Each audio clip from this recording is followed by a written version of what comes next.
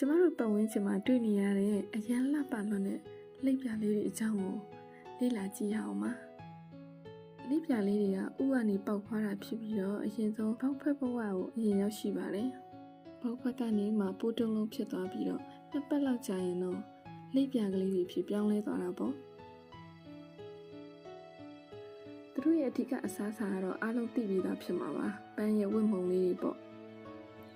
ဒါပေမဲ့တချို့လိပ်ပြာလေးတွေကတော့တိရွက်ကလေးတွေလည်းစားသုံးတတ်ပါသေးတယ်လိပ်ပြာလေးတွေရဲ့တက်တန်းကတော့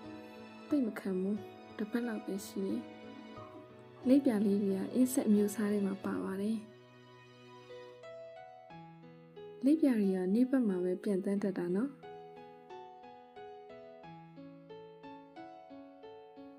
လိပ်ပြာတွေကပန်းတွေပေါက်ဖွားဖို့အကူအညီပေးတတ်တာမို့တဘာဝပတ်ဝန်းကျင်အတွက်လည်းအရေးကြီးတဲ့အကောင်လေးတွေဖြစ်ပါတယ်